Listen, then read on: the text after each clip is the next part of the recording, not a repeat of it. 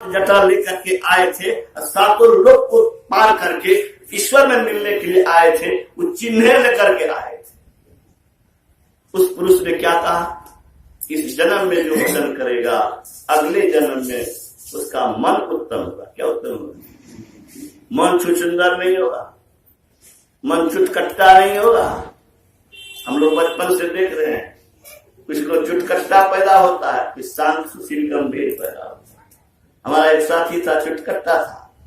चुटकट्टा के साथ साथ आगे चलने वाले को लंगी मार देता था, गिर जाता था, उसको खूब हंसता। ऐसा भी होता है के साथ, बेचारा गिर गया ही हंसता। जानते हैं 50 केस लड़ा, अंतिम में मोटरसाइकिल से जा रहा है, एक्सीडेंट में आया। मन उसका अच्छा नहीं। तो गुरु महाराज कहते हैं, जन्म में अगर भजन करोगे अगला जन्म में मन होगा अच्छा, बुद्धि होगी अच्छी, शरीर होगा उत्तम, अच्छी चीजें मिलेगी। शरीर त्याग के बाद विशाल सुख को भोगोगे, भगवान कृष्ण कहते हैं। और जब जोगी के कुल में, ज्ञानी के कुल में, विचारक के कुल में जन्म होगा। हम जन्म लिया, कितने लोग ऐसे जन्म लिए कि मांस से मछली खाने वाले परिवार में जन्म हुआ। बाबा, हम लोग के परिवार खानदाने नहीं जानता है कि मांस मछली कैसा होता है। हमारा बियार 1 क्विंटल चावल खाने वाला है बियार, लेकिन उसमें मांसाहारी आपको मिलने वाला नहीं है। बचपने से ऐसा खानदान मिला। बचपने में हमारे दरवाजे पर संत महात्मा आते थे, साधना की विधि बता दिया, बचपन से होश संभाला है, तब से ध्यान भजन करता हूं। तो भगवान गुरु महाराज कहते हैं, इस जन्म में जो भजन करेगा अगले जन्म में उसका मन अच्छा होगा, बुद्धि अच्छी होगी, शरीर उत्तम मिलेगा, जितना करेगा उतना अच्छा होगा। और अंत जन्म ऐसा होगा कि मरिए तो मर जाइए, छूट पड़े जंजाल, ऐसी मरनी को मरे दिन में 100 बार। अरे ऐसी कमाई करो जिसमें लोहा में जंग लग जाता है। ठीक है ना? गुरु महाराज कहते हैं, दिन दिन बढ़त सवाई, राम धन कभू न लागे। ये भक्ति रूपी धन सदा आगे बढ़ती है। भगवान कृष्ण का वचन है, नेहाभिक्रम नासोस्ति प्रत्यवाय विद्यते स्वल्पम अपस्य धर्मस्य त्रायतो महतो भया। थोड़ा सा भी करोगी ना तो कल्याण होगा, विनाश नहीं होगा। मैं बराबर कहता हूं, संसार का कोई भी परिश्रम आपका बेकार चला जाएगा। आप बेटे को पढ़ा रहे हैं, MA पास कर गया, BA पास कर गया, कोई जरूरी नहीं कि नौकरी मिल जाए। नौकरी मिल गई, मान लीजिए नौकरी मिल गई, कलेक्टर आत्महत्या किया है कि नहीं? SP को घसीट करके छत्तीसगढ़ में मार दिया माफिया सब, ट्रैक्टर में घसीट करके SP को मार दिया। माफिया सब के माफियापनी को रोकने गया था, इस तरह से रोंग डाला। गोपालगंज में कलेक्टर को भूंज दिया। खेत जोत के छोड़ दीजिए, खेत पत्ती आ गया, सब जोतना बेकार हो गया। फसल उग गया है, फसल उगने की बात छोड़ दीजिए, फसल पक गया था, मेरे भाई ने कटवा दिया। उसी रात ऐसी वर्षा हुई कि भर जान पानी लग गया, उस धान को नहीं निकाल सका था। निकालने की कोशिश किया, ट्रैक्टर लेके गया था, ट्रैक्टरों उसी में धंस गया, ट्रैक्टरों जानों बदले। तो उपजल चीज बेकार चला जाएगा, लेकिन यहाँ पर थोड़ा सा भी चीज किया हुआ बेकार नहीं हो जाएगा। एक बार अगर इनके चरणों में प्रणाम करती हो, उनका प्यार मिलेगा। गुरु महाराज ने कहा, जैसे कोई बाप अपने बेटा के अच्छे काम को देख करके प्रसन्न होता है, बाप अपने बेटे के अच्छे काम को देख करके दिल से प्रफुल्लित होता है, ऐसे ही संत महात्मा ईश्वर के प्रति जब तुम श्रद्धा और भक्ति अर्पित करते हो, निष्ठा अर्पित करते हो, तो उनका दिल जुड़ाता है, प्रसन्न होता है। बहुत सी नारियों का चीर हरण हो रहा है, शीत हरण, प्राण हरण हो रहा है, बलात्कार करके मार देता है, फेंक देता है। लेकिन द्रौपदी की रक्षा अगर हुई, क्यों रक्षा हुई बोलो? द्रौपदी की रक्षा इसीलिए हुई कि सुख में भी भगवान कृष्ण को नहीं छोड़ी थी। सुख में इतराई नहीं थी, ऐठी नहीं थी। सुख में ऐठोगे, इतराओगे, दुख में कहोगे कि प्रभु मेरी मदद करो, कृपा करो, रक्षा करो, अब मैं मर रहा हूं, बचाओ, मैं बड़ा कष्ट में हूं। कैसे सुने? सुख में सुमिरन ना किया, सुख में ऐठी खूब किया, दुख में किया याद। कह कबीर का दास को कौन सुने फरियाद। कुछ कमाओ तो खाओ, नहीं कमाओ तो कहां से खाओ, पहले खो तब खाओ। हाँ, ये दुनिया का नियम है बंधुओं। ये कर्म भूमि है, कर्म क्षेत्र है, जैसा करेंगे वैसा पाएंगे। तो हम लोग को क्या चाहिए, कैसी कमाई करनी चाहिए। जो कमाई चोर चुरा नहीं सके, लुटेरा लूट न सके, मौत छीन न सके, कोई भी उसको छीन न सके, वो कमाई सबसे बड़ी कमाई क्या है। क्या कमाई है? आत्मा की कमाई। तुम क्या हो बोलो? शरीर हो। एक राजकुमार गया स्वामी रामतीर्थ के पास, कहा सुनते हैं महात्मा जी आप भगवान का, परमात्मा का दर्शन करा देते हैं, कृपा करके हमको भी करा दीजिए ना। कहा हाँ, क्यों नहीं, तुमको परमात्मा को मैं दर्शन करा दूंगा, लेकिन पहले अपना पता बताओ, तुम है कौन, तुमको तुम्हें जानता नहीं। उसने कागज बढ़ाया और लिखा, अपना नाम लिखा और लिखा मगध सम्राट का पुत्र। हाँ, इस राजे का मैं बेटा। लिया हाथ में, कहा अरे तुम कैसा गवार है, अपना परिचय भी नहीं दे सकते हो और उस ईश्वर से मिलना चाहते हो। कहा क्या कहते हैं महात्मा जी, मैं बिल्कुल ठीक लिखा हूं, मेरा नाम यही है, मैं इसी राजा का बेटा हूं, इसमें कोई बनावटी और झूठा नहीं है। कहा ये जो तुम परिचय दे रहे हो ये तुम्हारा शरीर है, तुम कौन हो? अब उसका माथा चकराने लगा। तुम अपने को जानते नहीं हो और परमात्मा को देखना चाहते हो, पहले अपने आप को देखो। अपने आप को देखने की युक्ति संत बताते हैं। जो अपने आप को देखेगा वो परमात्मा को देखेगा। पहले अपने आप को देख और पहचान। बहुत जरूरत है संसार में, अगर सबसे बड़ी जरूरत है तो वह जरूरत है अपने अंदर में घुसने की।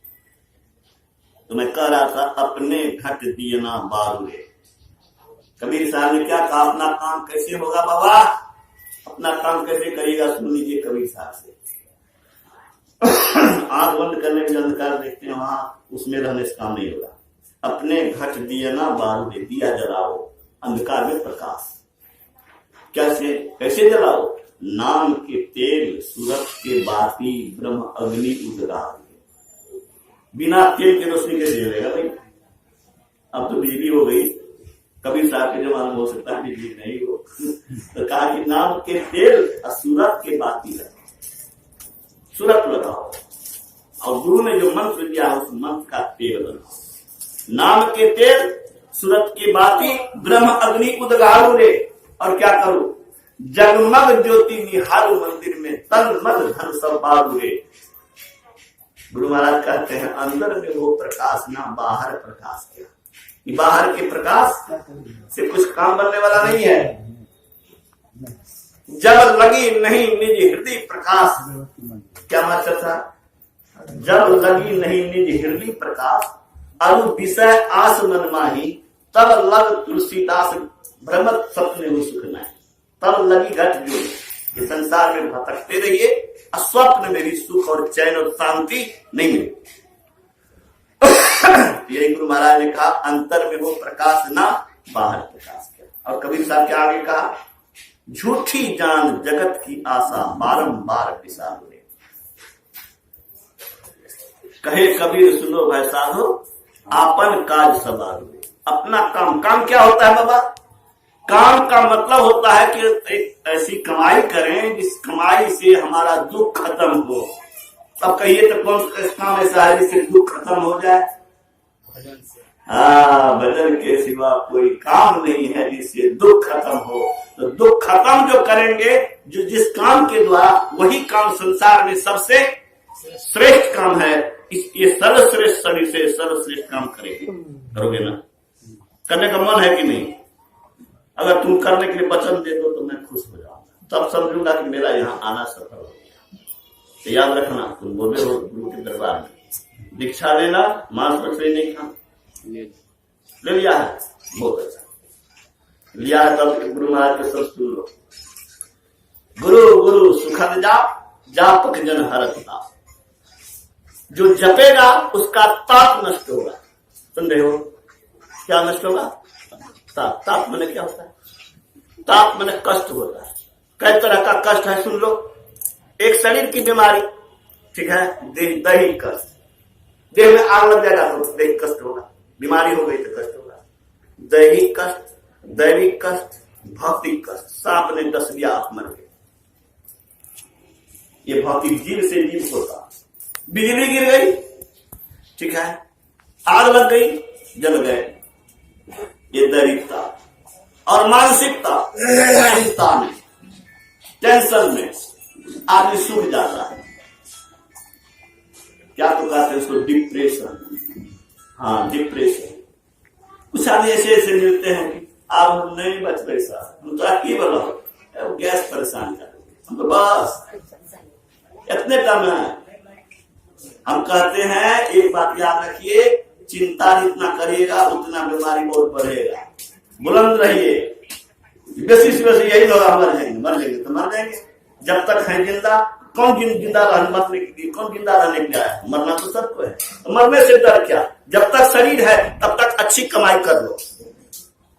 तो गुरु महाराज कहते हैं कि ताप को, कष्ट को अगर खत्म करना है तो बस एक उपाय है, गुरु गुरु सुखद जापक जन हरत ताप।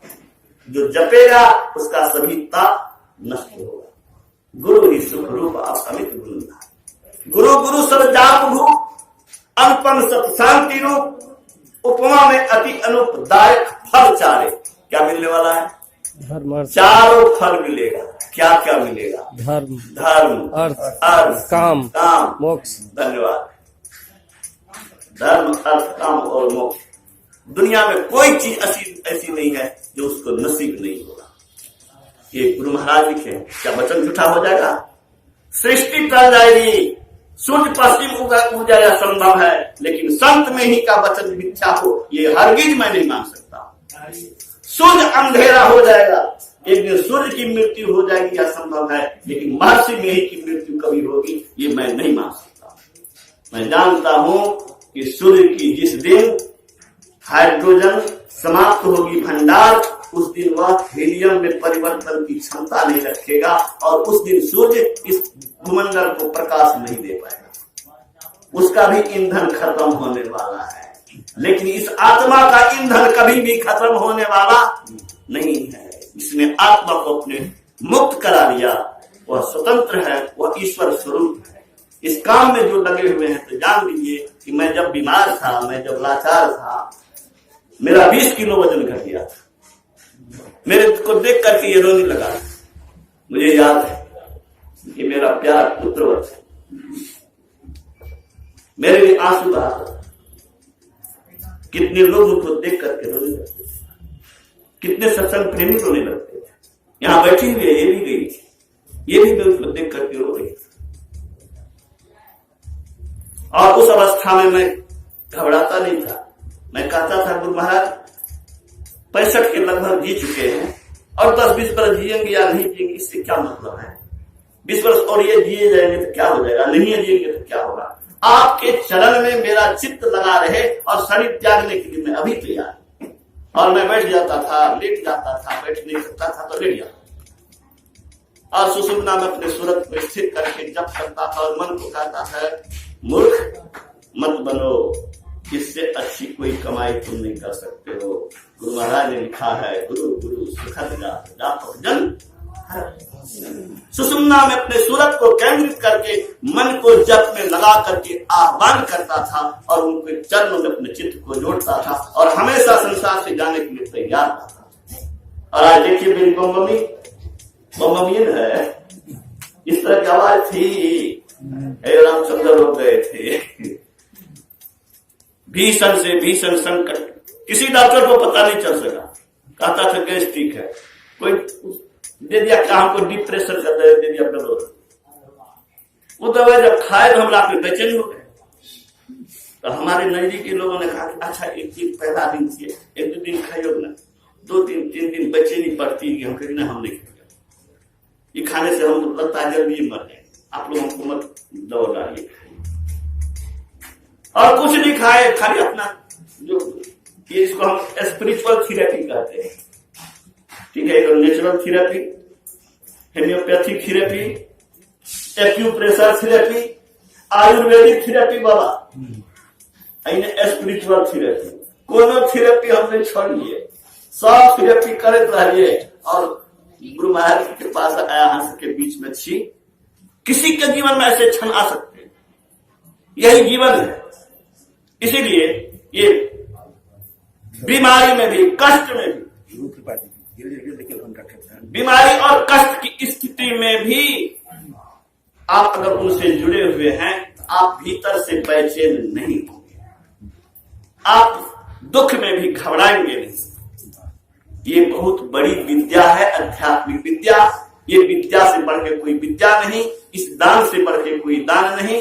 ये इस जग में जिस माता के देहावसान के अवसर पर हुआ है, ज्ञान दान, लोगों को प्रेरणा मिली होगी संतों के विचार से, और जिसको प्रेरणा मिली अगर उस दिशा में चला तो इससे बड़ा कल्याण का रास्ता कुछ नहीं हो सकता है। इसीलिए इस जग को संत महात्मा और भगवान राम और कृष्ण और शिव सब कोई इस ज्ञान जग को सर्वश्रेष्ठ मानते हैं। तो मैं उस पुण्यवती माता के चरणों में नमन करते हुए आराध्य से प्रार्थना करता हूँ कि गुरुदेव उनकी सदगति के लिए दरबार लगा है, कृपा आपकी हो। सदगुरु महाराज।